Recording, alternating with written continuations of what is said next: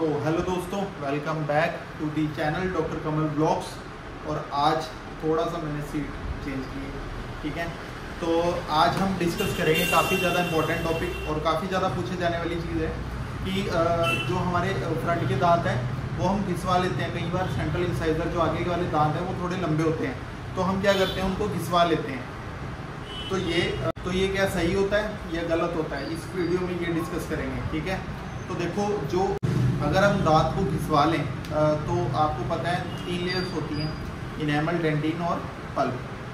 जिस पल्प अगर इन्फेक्टेड हो गया तो उसमें सेंसिटिविटी स्टार्ट हो जाती है, मतलब ठंडा गर्म लगना स्टार्ट हो जाता है, जो TOP पॉजिटिव हो जाता है, टेंडन ऑन परकशन, जो हम मिरर के बैक साइड से मार के देखते हैं दांत के ऊपर, तो वो पॉजिटिव आता है, मतलब RCT की तरफ दांत जाता है। तो वही है कि अगर हमने रिड्यूस जो करना है अगर दांत को, तो वो नॉर्मल करना है। कि ये नहीं है कि हम दांत को बहुत ज़्यादा घिस दें जिसकी वजह से कि जो ऊपर की इनेमल की लेयर वो जाए, डेंटिन की लेयर ज़्यादा घिस दी जाती है कई बार।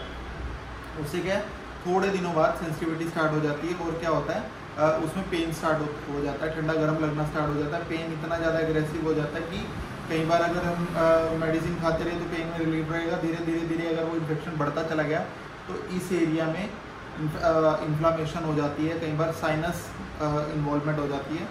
और अगर हम जैसे उसमें पस ज़्यादा बन गई, एब्सेस पेरियपाइकल एब्सेस ज़्यादा बन गई, तो कई बार ड्रेन होनी स्टार्ट हो जाती है मुंह के अंदर, जिससे कि एक तरह से बैड ब्रेथ और स्मेल भी आने लग जाती है मुंह के अंदर से। तो वही है कि जो आपका जो ये वाला चीज़ है, तो इसी बारे में आज डिस्कस करेंगे वीडियो में। तो जिन्होंने चैनल को सब्सक्राइब नहीं किया, चैनल को फटाफट से कर दें सब्सक्राइब और वीडियो को लास्ट तक जरूर देखें और एक तरह से लाइक ज़रूर करें वीडियो को, ज़्यादा से ज़्यादा वीडियो को अपने दोस्तों को और रिलेटिव्स के साथ वीडियो को शेयर करें।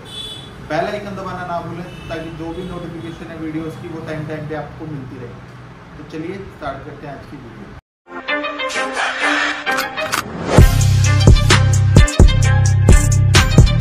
देखो, आपको पता ही है, लेयर्स है, मैंने बता दिया पहले कि 3 लेयर्स होती हैं। अब हम जो दांत को घिसना है, ये नहीं है कि हम किसी भी कहीं भी जाके हमने ये बोल दिया कि दांत को घिस दो, ना, ऐसे नहीं होता। उसका प्रॉपर हमें सबसे पहले डेंटिस्ट के पास जाना है, आपको उसको बोलना है कि मेरा एक एक्सरे लें। एक्सरे से आपको पता लगेगा कि आपका जो दांत है वो कितना उसका हाइट है, कितना उसका इनेमल, कितना डेंटिन, कितना पल्प है। उससे पता लग जाएगा कि कितने mm दांत को घिसना है और कितने mm के बाद, अगर घिस्सा ज़्यादा कितने mm के बाद हमें सेंसिटिविटी स्टार्ट हो जाएगी। तो वो एक तरह से आपको आइडिया हो जाता है, तो इसीलिए एक्सरे किया जाता है। तो एक्सरे तो मस्ट है, अगर आप दांत का कोई भी इलाज करा रहे हो तो उसमें फर्स्ट एक्सरे ज़रूर लें ताकि आपको भी कंफर्म हो और एक डेंटिस्ट को भी कंफर्म रहे। अब कई बार क्या होता है, पेशेंट जिद करते हैं, नहीं हमें दवाई दे दो, बस दवाई दे दो। अरे दवाई तो देंगे, बट दवाई भी अलग अलग तरीके से है ना, कि एब्सेस में तो दवाई अलग होती है, नॉर्मल पेन में अलग होती है। नॉर्मल एंटीबायोटिक्स जो देते हैं वो नॉर्मल इन्फेक्शन में देते हैं। अब वो इन्फेक्शन या पस या पेरियपाइकल एब्सेस या फिर कोई सिस्ट या फिर किसी भी तरह से जिंजिवाइटिस या कोई भी जो डायग्नोस होते हैं डेंटल के, उसमें हमें वो एक्सरे देख के ही पता लग पाएगा कि इसे पर्टिकुलर इस चीज़ की दवाई देनी है। तो यही है, जिद ना करें, मेडिसिन आपको देगा डेंटिस्ट, बट हर टाइम ये नहीं रहता कि दिमाग में आप ये बना के चलें कि डेंटिस्ट पैसा ही बनाने के लिए बैठा है। नहीं, सब एक जैसे नहीं होते। कुछ एक कहते हैं ना कि कुछ बंदों की वजह से एक पूरी जो डेंटिस्ट्री है वो बदनाम हो रही है।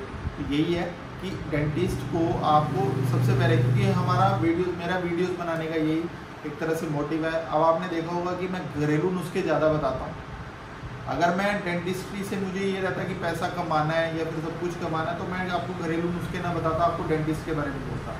मैं आपको डेंटिस्ट पे जाने के लिए तब बोलता हूँ जब आपका घर पे ठीक नहीं होता और आपको ट्रीटमेंट के बारे में काफ़ी डिटेल आपको पता लगे। इसीलिए आपको मैं पूरे प्रॉपर तरीके से आपको बताता हूँ कि आपके जो डेंटल हेल्थ है, आपका ओरल हेल्थ है, वो आपका सही रहे, उसमें कोई भी दिक्कत ना रहे और आप लुटे ना कहीं भी। क्योंकि कई बार आपको रिग्रेट ना हो कि मैंने ट्रीटमेंट भी कराया, पैसे भी दिए, टाइम भी लगाया, बट मेरा ट्रीटमेंट नहीं हो पाया। तो उस रिग्रेट से बेटर है आप पहले ही एक तरह से आप अपना सही सिस्टम से चलें, ठीक है। तो यही है, दांत को जो घिसना है। अब देखो, दांत को घिस दिया है, ठीक है, अब उसमें सेंसिटिविटी है कुछ स्टार्ट होगी, अगर नॉर्मल घिस है तो कोई नहीं, आपको पूरा उसमें एक बिल्डअप करके वो आपको देंगे, कॉम्पोजिट रेस्टोरेशन करके देंगे।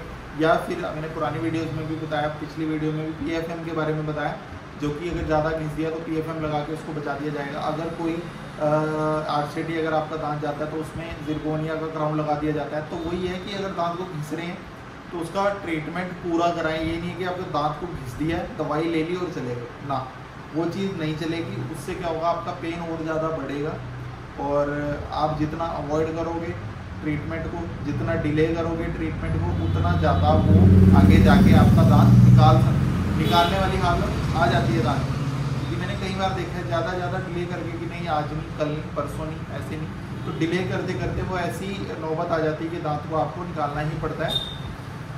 क्योंकि जो पेरियपाइकल अब्सेस या फिर किसी भी चीज़ में दांत में दिक्कत आती है वो हमारा डिले या लापरवाही की वजह से आती है। टाइम पे अगर हम ट्रीटमेंट करा लेते हैं अपना ट्रीटमेंट उसका दांत का, तो वो उस पस या एब्सेस तक नहीं जाता। क्योंकि अगर स्टार्टिंग स्टेज है ना दांत की या कोई भी प्रॉब्लम है, तो उसमें क्या होता है कि आपको टाइम मिलता है कि आप ट्रीटमेंट कराएं, उस टाइम को आप निकाल देते हैं, बट बाद में फिर पछताने का कोई फ़ायदा नहीं। तो उसी टाइम पे आप जो काम करना है आप उसी टाइम पे करवाएं और ज़्यादा से ज़्यादा। हाँ, अब रही बात कैप की, अब कैप भी अगर आपको दांत को घिस दिया तो उसकी एक बार रूट कैनाल ट्रीटमेंट होगा। रूट कैनाल कराने के बाद उसमें कैपिंग होगी तो आपका नॉर्मल ओक्लूजन बन जाएगा। पर कई बार लोग क्या करते हैं, मैंने कई जगह देखा तो वो क्या करते हैं, दांतों को घिसना स्टार्ट कर देते हैं। पेन नीचे वाले दांत में ऊपर वाले को घिस देते हैं ताकि नॉर्मल ओक्लूजन आए। अरे भाई क्यों आएगा नॉर्मल ओक्लूजन, आपने ऊपर वाले को घिस दिया। अब ऊपर वाला तो ठीक था, आपने उसको घिस दिया, उस पर भर चल गया तो उसमें सेंसिटिविटी स्टार्ट होगी। ये गलत है, ये बहुत ज़्यादा गलत चीज़ है। अगर आपका जो दांत है उसी में ट्रीटमेंट करें, ऊपर वाले को क्यों छेड़ रहे हो, ओक्लूजन में उसी को लाओ ना। नॉर्मल ओक्लूजन के लिए आप उसका अपोजिट दांत क्यों घिस रहे हो, तो वो चीज़ गलत है। हाँ, अगर जैसे इस जगह से कोन बनी हुई है दांत की, जिसकी वजह से ओरल म्यूकस मेम्ब्रेन जो है ओरल म्यूकोसा उसमें कोई छाले बन रही है या फिर कट लग रहे हैं, डीप कट लग रहे हैं, तो आप उस एरिया को, मतलब उस जो पर्टिकुलर दांत की जो कस्प है जो एक तरह से पिन पॉइंटेड हो रखी है, तो उसको घिस दो। ये नहीं है कि आप ऊपर वाले दांत को घिस रहे हैं, तो ये कृपया करके ये चीज़ ना करें। नॉर्मल ओक्लूजन के लिए दूसरे दांत, जो सही दांत है उसको ना घिसें। और यही चीज़ मैं आपको समझाता हूँ कि स्वस्थ रखें अपने दांतों को और अच्छी जगह से ट्रीटमेंट कराते रहें।